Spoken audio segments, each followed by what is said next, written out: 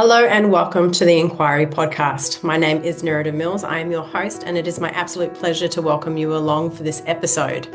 What we do in the Enquiry podcast is really explore and inquire with experts in their field in regards to what it is that actually creates a human experience, and more importantly, what it is that we can use to influence the human experience for our own development, growth, and expansion. So welcome along. Let's dive in, and I hope you enjoy. All right. Hello, everybody, and welcome back to the Enquiry podcast. My name is Nerida Mills, and I am super excited to have our guest, Jess, with us today. Just to give you guys a bit of backstory, serendipitously met Jess in Bali after an ecstatic dance, and a mutual friend introduced us, and we ended up sitting down having a really amazing conversation afterwards. And I was like, holy crap, we've got so much aligned. Let's keep this conversation going. And so here we are continuing the conversation. Hello. So I would love it if you would just introduce yourself to everybody listening. Let us know where you're from, what you're about, what you're passionate about, and kind of a little bit, give us some insight into that conversation from your perspective. Yeah, for sure. Thank you so much for welcoming me and asking me on. It's really nice, Nerida. I'm really grateful and love the work that you're doing, and also really interested to learn about that in more depth. So my name's Jess. I'm originally from the east of London, but I moved away when I was maybe 24, 25. I'm now 37. Don't know how long ago that was. But I've spent the best part of 10 years living in the States. And I went over there with a fundraising startup, which obviously was a lot related to nonprofit work and impact-driven work. So I've always been in tech for good and fundraising. And when I was working from New York, my team took me down to New Orleans, and I was just completely captivated by the city and like the level of resilience and a lot of the trauma that's happened there, from it being like the doorstep of slavery, with the port being so huge, and then that kind of feeding into the current day architecture of not just like society, but of the actual architecture. It's wild. And I've never experienced anything like that.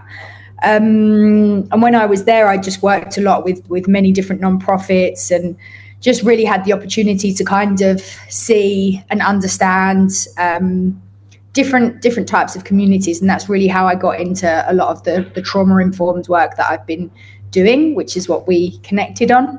So now I find myself in Sydney just for a few weeks passing through, but I'm really interested in the psychedelic-assisted therapy movement. And I know in Australia there's so much of that now legalized, and it's just very close to my heart. So I like being in these communities and understanding more about how we can support one another and ourselves. That was pretty much, I think, the context of some of our conversation. Little inklings. Let me know if there's anything I didn't hit on or anything. Beautiful. Perfect.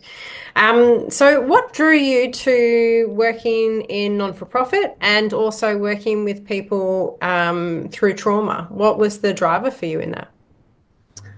I studied at the London College of Fashion, and that's what I thought I wanted to do because I was young and loved how things look, and creativity, I think, was the core of that.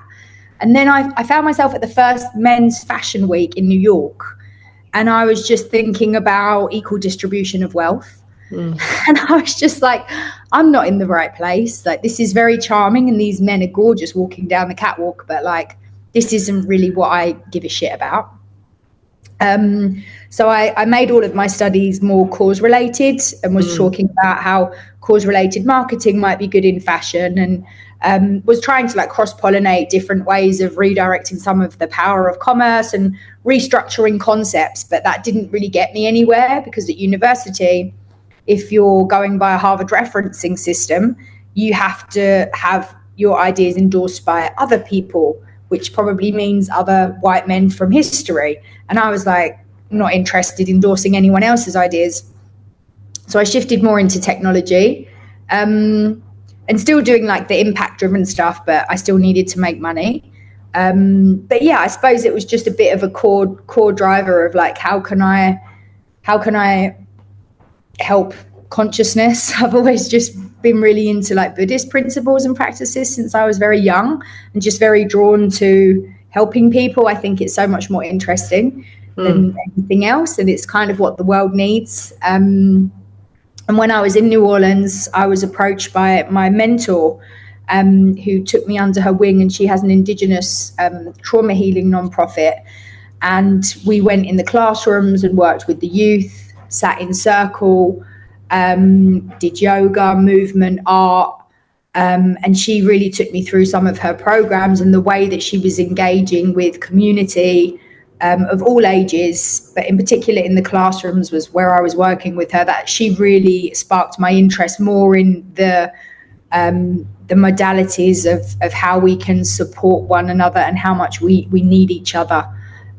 So she was really who sparked me a lot, in the interest of learning about Peter Levine and Body Keeps the Score, and a lot of different trauma. And I was literally just reading this one.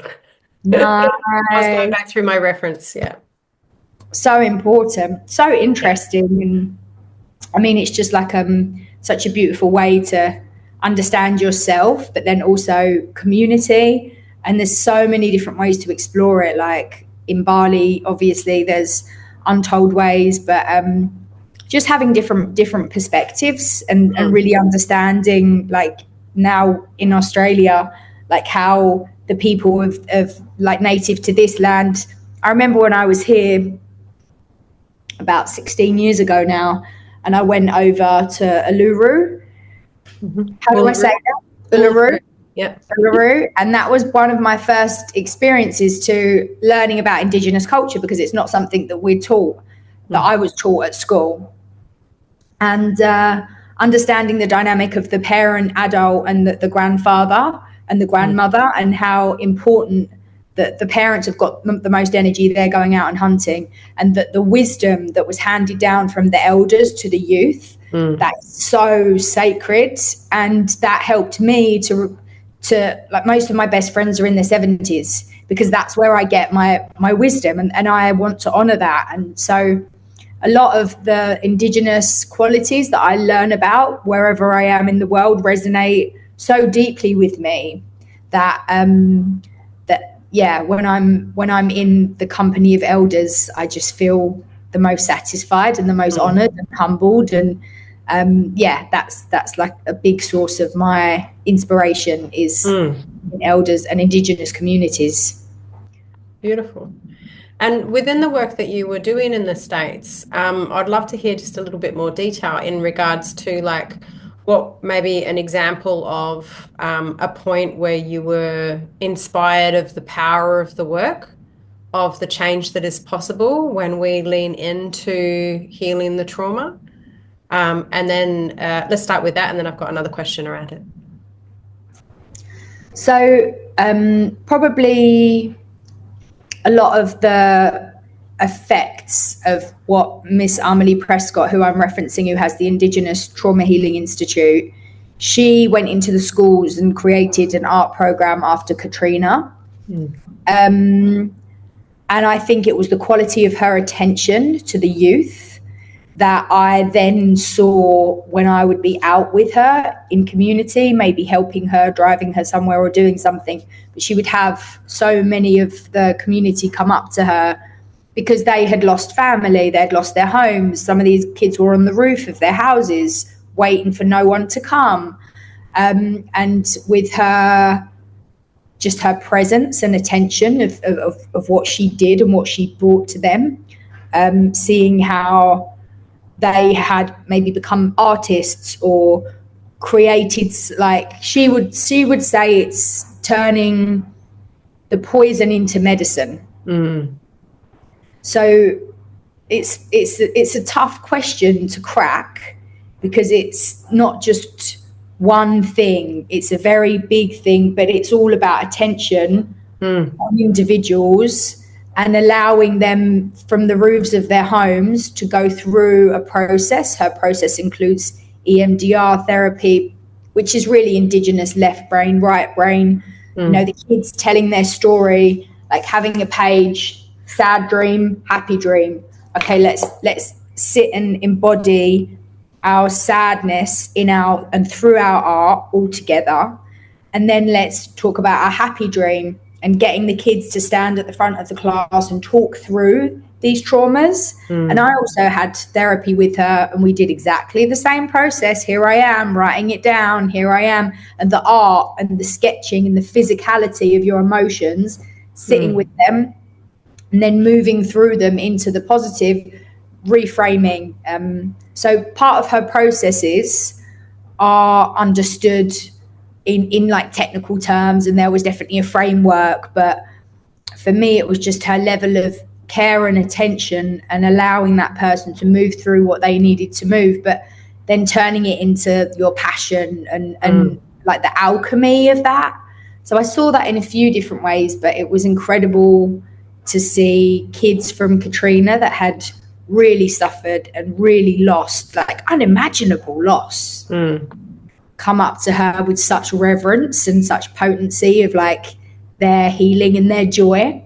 And their choice for that. So I think it's creating the environments, but bringing that level of care and attention, it's very transformative. I don't know if that answered the question or not. Yeah, no, that's beautiful. And I think it's so important because like I've been, deep diving into kind of the science behind trauma and how trauma lands in the body and what are the important pieces in order for trauma to shift. And just deepening my understanding around all of that. And unsurprisingly, but kind of reassuringly, some of the fundamental pieces is present and validation. It's like to really allow a person to have whatever experience they had, and to honor that experience for the subjectiveness that it is. Trauma is such a subjective thing. So it's really interesting that you've said, her presence and her really caring and understanding these kids and just allowing for them to share and speak their truth from their experience and to, have different outlets for that for them, and for those outlets to then continue through their story as a way of them expressing themselves is just so beautiful, so beautiful. Yeah, the art's a huge piece, and New Orleans is such a creative city. Whether it's through the food or I hope you get to visit one day. Her definition was trauma is a fracture of the spirit. It's a spiritual thing because you're stuck in that moment of I just got hit by a car or something just happened, and you can return to that moment if you desire. You don't have to, but to go back to that and create an image and draw, like the art is so important to draw yourself in that situation because you're remembering that. And you can go back into that emotional moment because we're kind of taught not to, but then next to that having the other piece of like, well, how do I want that to be next? Like, is that going to be like a feeling of accomplishment and channeling that and using dance and flow to probably like neuro, right, to bring your left and your right brain hemisphere, but it's also very spiritual because if you're capturing your spirit, you want to honor that, and you want to come back to wholeness within this, like the moment of separation. And you just touched on something important, I think, is movement is such an important piece of this, right? Because often in the traumatic experience, we feel disempowered and so stuck. And it's, stuck is one of the language pieces that is a good indicator for somebody who has unresolved trauma that is kind of still playing out in their psyche and in their physicality. What movement, or how did you guys bring movement in, and what's your thinking around movement based on what you've experienced? I keep referring back to Amelie because she's just my guru when it comes to a lot of these lessons. So this isn't coming from me, it's coming like through me from her work. So as a basis of the curriculum that we had to begin, that she would teach and I would help her with from time to time, she would have the kids stand up immediately we'd be in circle. Indigenous learning. We're all here. We're one. That's the beginning. Okay, kids up. Hands on your hips for courage. Here we are. Look courageous. Let's be courageous. And just through different movements, strong people give back. So the embodiment of what it is as we're collectively, whether we're calling in Dr. Martin Luther King, whether we're speaking to the eagles or listening to the turtles, like there's a movement in how we're being. It's not just stuck behind desks. Yeah. The yoga with the youth. I think for me personally, ecstatic dance is a need that I didn't realize how big it was until I've just had the honor of spending six weeks in Bali. But like my freedom of expression without communication is how I've met some of my most beautiful souls, because you see and you feel each other in such a words is not, it's not always the most important thing. So for me, movement is like a pivotal piece of releasing and accepting myself and having a relationship with myself, which I think is the ultimate of what we're all trying to do, is create that relationship with self. So yeah, movement, and it's such a tribal thing, right? And you can absolutely. I mean, humanity have been dancing in circle and moving to shift like collectively traumatic events since the dawning of time. This is, it's a primal impulse to be able to shift that, which is, unsurprisingly, we are animals. I know we like to pretend that we're not, but we are animals. And so it's such an animalistic way of shifting trauma. You looked at any animal after a stressful experience and they're going to shake, right? They're going to do some form of movement to help discharge that cortisol out of the body and actually let it go so that they can come back into that baseline.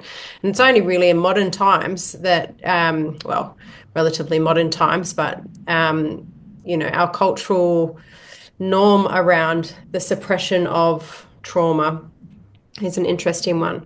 I've been trying to get an author on the podcast. His name is Robin Grill, and he's a psychotherapist. Incredible book called Parenting for a Peaceful World, if you're interested. And yeah, he talks about like the cultural shifts throughout time in regards to our parenting, and how the parenting shifts precede societal revolution. Phenomenal. Like, I think you would love this book so much. Oh my gosh, that sounds totally up my street. How do I spell his last name? Grille, Grill, I think. Right. It's quite interesting, because one of the things that I found really poignant in regards to this book was that, like, when I first read it, I had a 6-month-old and a 2.5-year-old, and so my babies were little.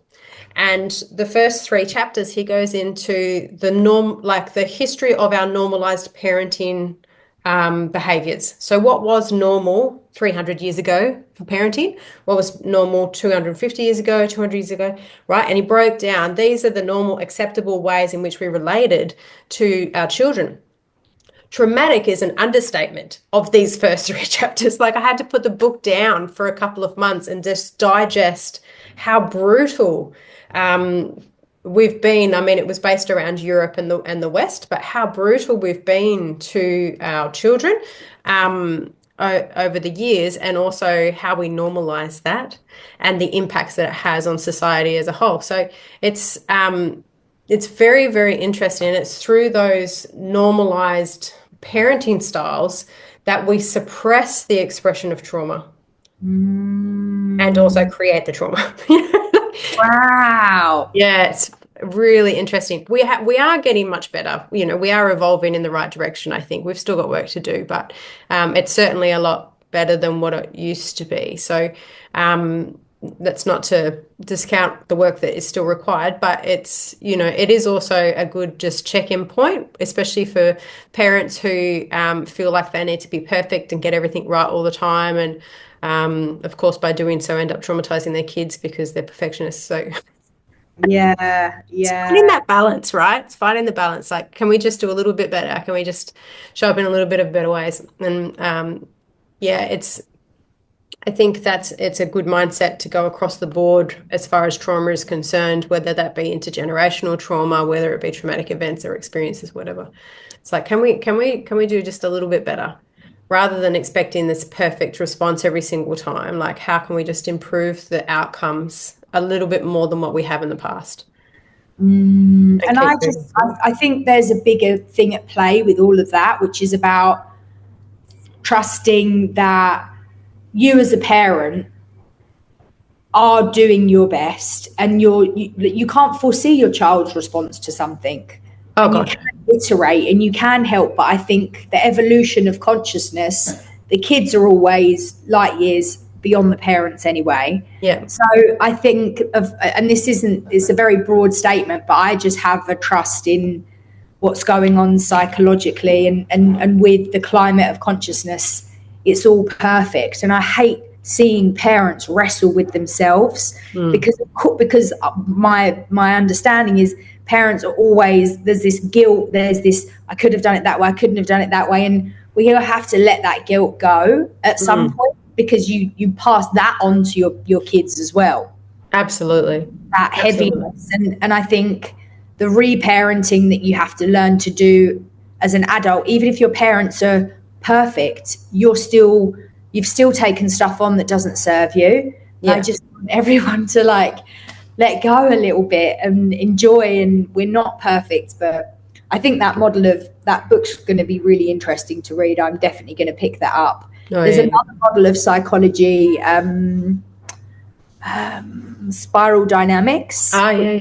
Yeah, that's another fascinating pendulum swing of how collective consciousness has evolved, and I love being in that. That's like my soul's highest joy, which is part of why I want to be in psychedelic-assisted therapy and having conversations and exchanges like this to just understand each other and the whole chestnut. Yeah, absolutely. So tell me, what do you see in the psychedelic-assisted therapy that really gets you quite excited? Because you're clearly passionate about it. I think altered states of consciousness are just really interesting for people that are experiencing, really, rather than the trauma be in the past, the trauma is something that they're with now.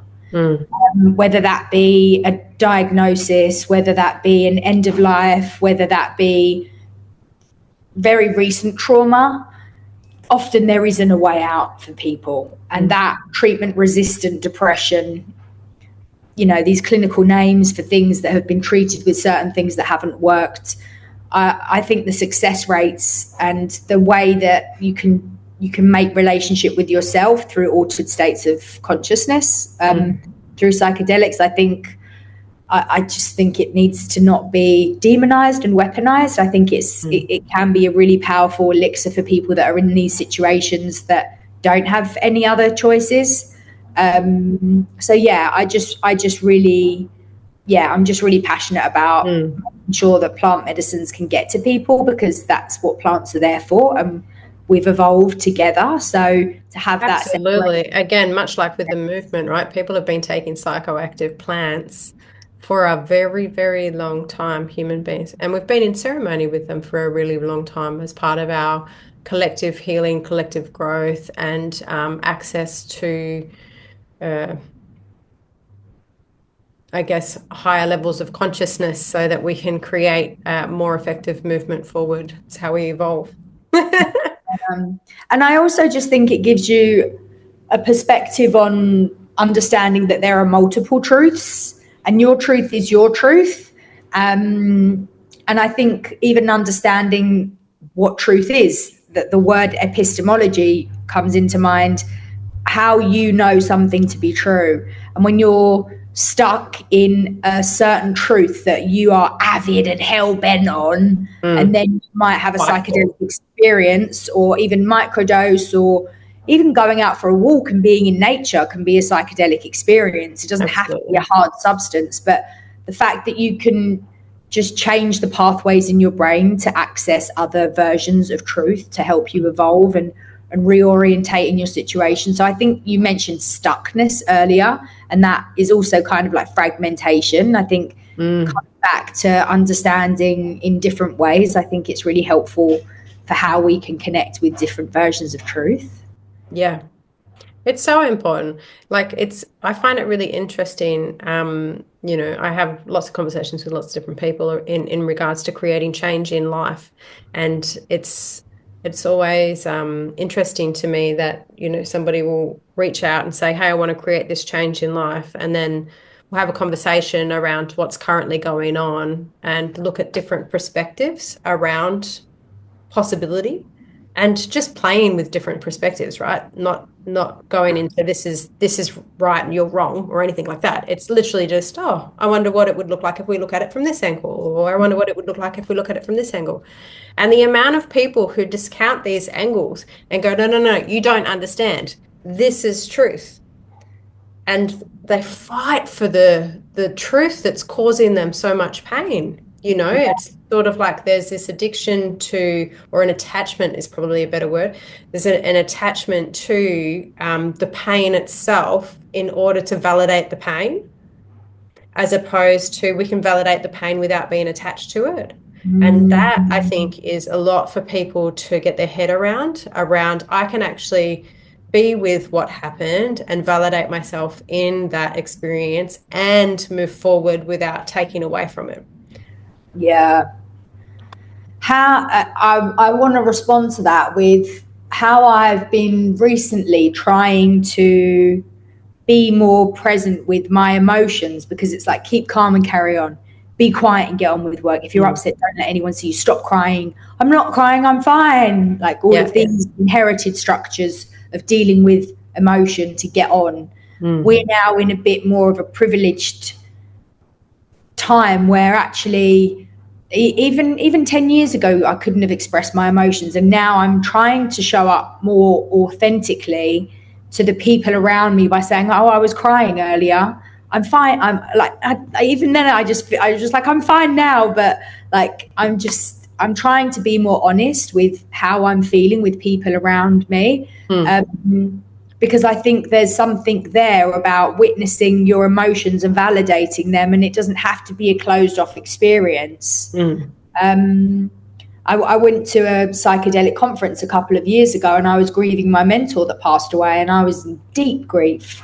But because I was surrounded by people in the space, they just went, oh, you're grieving. And I could carry on, even though I was struggling. And I was just like, my mentor, and she passed away. But like, it was fine, because they were just holding space for me in this way where I could be both in the same. I could still be present, but I could still be deeply grieving, which would freak the shit out of most people. Absolutely. Finding that balance of how can we integrate and create spaces for people to normalize our emotions and see them as like a helpful friend rather than something that we've all just been suppressing. And yes, it's how can I ask you how you're working on that in terms of like integrating keeping your emotions present, but also showing up like you're a mum, you're a therapist, like, what are the roles you yourself? Totally. I think it's so important for us as each other to, like, I would love to learn from you, and I'm interested to ask you the question. Yeah, no, great question. I think for me, the most important piece around all of this is your environment is everything, and we teach people how to treat us. And we teach people the rules of engagement. And so I have very consciously built structures in social structures around myself where emotions are seen as gifts and as indicators to something. They shouldn't be suppressed. They should actually be explored. And if I'm experiencing emotion, it can literally just be like an emotion of gratitude, which is to be celebrated and a really good indicator that, I'm being present with my life. If I'm experiencing anger, then it's probably because I'm feeling disrespected in some way, shape, or form, and maybe that needs to be addressed. right? And sadness is the same. I feel like I'm losing something. Either I am actually just losing something and I need to be okay, like in the process of that, or I'm perceiving that I'm losing something that I'm not actually losing at all, right? So again, but it's an exploration of that, and I hope that is, and I trust that it has passed on to my kids, where they feel safe to express and explore their own emotions as well. And yeah, same within my business, a huge piece of my teachings is to share all of yourself, regardless of who's watching.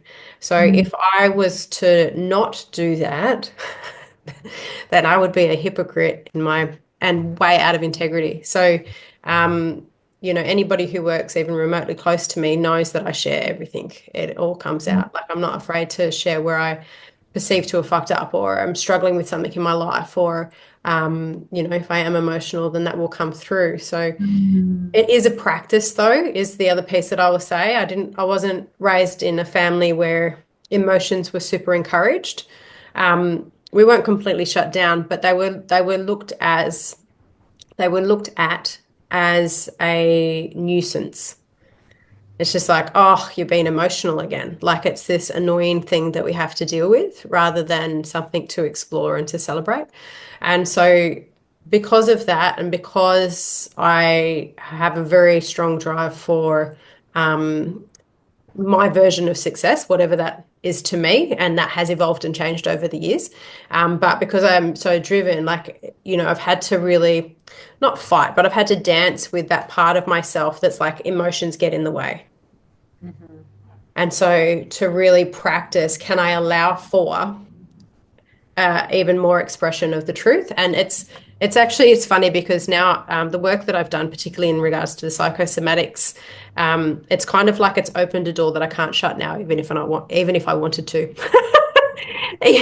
Even in the most inappropriate societal kind of moments, there's no shutting that door anymore. And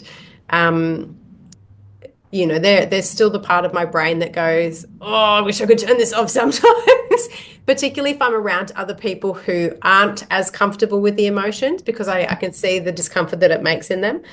However, saying that, there is a very strong part of me that would never turn it off ever again, because of the gift that it is. Like, the emotional expression is such a huge, huge gift. And I think it's one of those things. I really love what you were saying around balancing that, allowing for the emotion and being present with where you're at and what you're doing. Because I think that's one of the struggles for a lot of women in leadership roles, is that we have been conditioned to, if you're in leadership position, you've just got to shelve your emotion. Whereas I think the emotion can actually be one of the most potent attributes of a leader. And it is good to see, people allowing their emotions through more and more in leadership roles, but it's still there. It's still present. So it's going to be an interesting one to see how it kind of continues to evolve as we do through our own consciousness. One of the I was working at an agency in London that was specifically a tech for good agency, and we worked with Greenpeace. We had a lot of non-profit clients that we were building tools for, and being a cooperative, that was their structure. There was a flat hierarchy, and they were very much into integrating some of these like psychological tools and ways that we communicate with each other. A lot of I statements. But every meeting we had a check-in, how are you feeling, what's going on, and we had a check-out. And it really got me used to, in a professional environment, saying, I feel a bit scared about this meeting because I'm not actually as prepared as I think I should have been, or whatever it was, or like my cat's just died, so everyone knows to go a bit easy on me because I've just had a grieving. So there's a lot to bringing that, and now I'm in another way more corporate role, but I have my instant reactions. That's another way to say, like, this is my instant reaction. I'm really annoyed about that. Let me come back to it. But I'm trying more to integrate emotion as a positive thing, even in these environments where it's not necessarily geared up to be. But yeah, we're definitely part of that transition, right? Like that's what I think. That's a big piece of what we've signed up for. Awesome. So I want to ask you one last question. And that is that, obviously you are in multitude of leadership roles with what you're doing, and you've also gone through quite a substantial personal journey from what you've shared. For me, one of the themes that I notice with both people who step into leadership and or public eye roles and people who go through their own personal work, the theme really is a movement into allowing all of you to be seen and really embracing all parts of self and expressing all parts of self. And I was just wondering if you could share what's been your journey in that and what have you noticed along the way? Oh, it's a great question. What do you mean by public eye rolls? Like as in, speaking in front of people, being seen as an authority in some way, shape or form. I immediately like to myth bust and disarm any type of authority. I'm very much flat hierarchy with any team or conversation that I'm having, because power dynamics are bullshit. I'm really not interested in power. So I think that's one of my tools to create safer spaces. I like to be extremely disarming so that we can have honest, real conversations as often as possible. Sometimes my concern is maybe I'm too radically honest, but if I speak that truth, then someone can, counteract it. So I think it's interesting. I've always been like, from my personal journey into work, into life, I've always been an outstanding number two, like shit hot, worked for startups. If I believe in something, then I can help propel it. And I've always been positioned myself to be around phenomenal people that have taught me so much, and listening more than talking until recently, because I think that's been my favorite way of learning, and I didn't have much to say either, really. But now I've learned a lot. I have the opportunity to share it. I think it's really important to find my voice. And I think the transition that I'm going through now is, rather than be the second person, I'm learning more to be the person for myself, and going back into education, to study and to just be my own cheerleader rather than whoever I find most incredible that's around me. There are incredible people everywhere, but the people that resonate with me, whether it's a non-profit or a fundraising tool or something that's going to make the world a better place, a Greenpeace platform. So now I'm, rather than having that vision being out, I'm actively putting it more towards me about how I might make myself shine to help others shine. Beautiful. Yeah, that's where I'm at with that. It's a good question. I love it. Thank you so much for sharing. How can people follow you, get involved, support your work? My only public piece is my Instagram, which I can share, which is Cultivate Botanicals.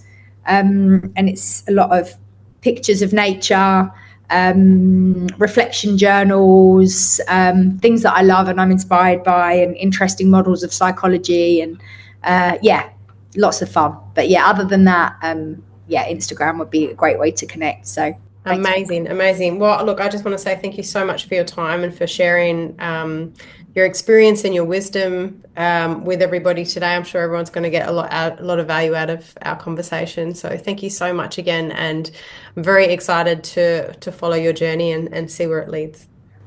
Thank you so much, Nerida. It means the world. I'm so honoured and blessed and just grateful to have your connection and friendship now. Thanks, gorgeous. Thank you.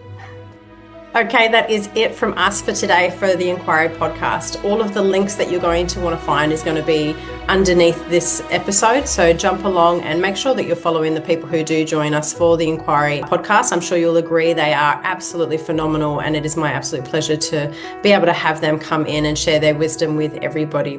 If you're wanting to know what I'm up to, jump onto my website, neridamills.com, and you can check out all of my opportunities to get involved, be they free things or programs or events. You can always come along and say hi. I would love to see you.